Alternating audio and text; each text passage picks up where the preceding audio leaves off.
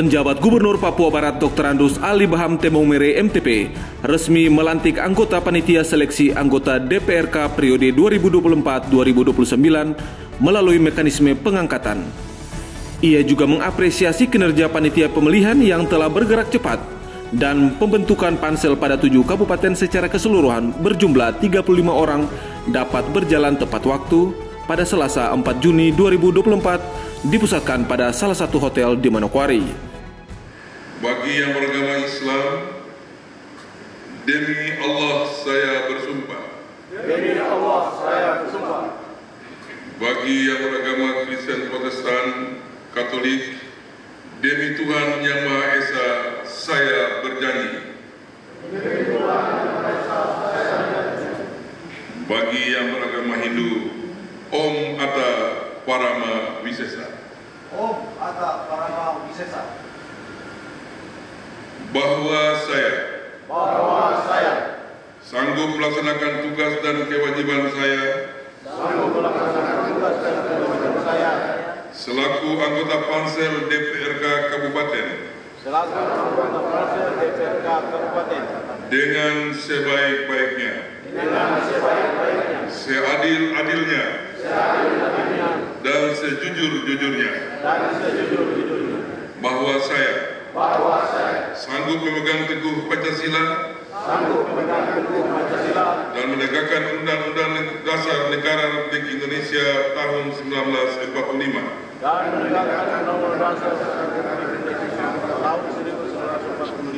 serta peraturan perundang-undangan, bahwa saya sanggup memperjuangkan perlindungan dan pemberdayaan hak-hak orang asli Papua demi kepentingan bangsa dan negara kesatuan Republik Indonesia. Bagi yang beragama Kristen, Protestan, Katolik, kiranya Tuhan menolong saya.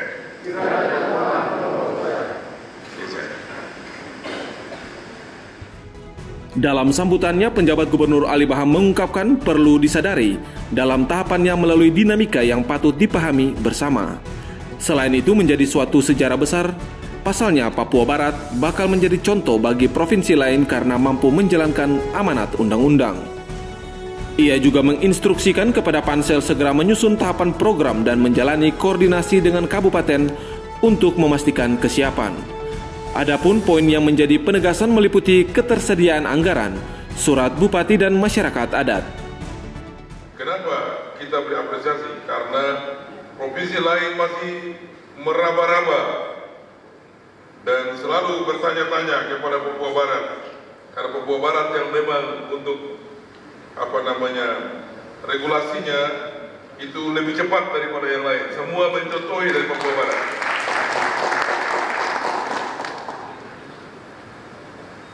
Apresiasi yang sama pula saya sampaikan kepada Kaban Keswan Pol dan jajarannya yang luar biasa kerjanya, sehingga proses ini berjalan juga dengan tepat waktu.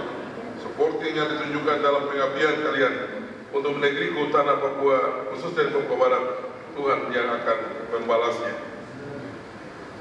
Selanjutnya, giliran saudara-saudara yang ditetapkan oleh Panpil menjadi pansel, segera mengambil langkah-langkah untuk menyusun tahapan, jadwal dan program bagaimana proses seleksi di kabupaten masing-masing.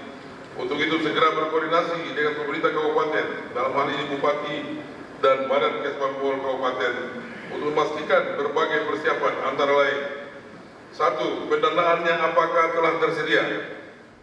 Ditambahkan, Papua Barat yang terdiri dari 2 wilayah adat yakni Doberai dan Bomberai harus terus bersatu agar proses ini seyogianya dapat mencetak pemimpin orang asli Papua terbaik dari unsur adat, agama, dan perempuan.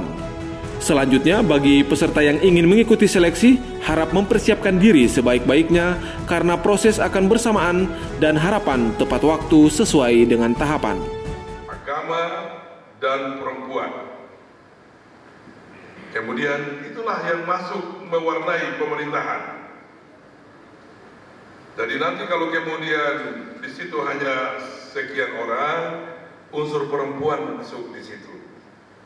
unsur agama ada di situ, unsur adat ada di situ. Jadi kalau bisa adat itu sudah dia sudah, yang perempuan sudah, adat itu sudah, dia bisa agama juga. Yang penting di dalamnya adalah ada warna tiga itu ada di dalamnya. Ya. Dan itulah tiga itu akan masuk di dalam kaitannya dengan lembaga pemerintahan yang disebut dengan DPRK. Tetapi lembaga ini juga atau karena rekrutmen ini akan masuk satu kesatuan dengan DPR yang dipilih melalui pemilihan ya yang sudah berjalan. Dari Manokwari, Media Diskominfo Papua Barat melaporkan.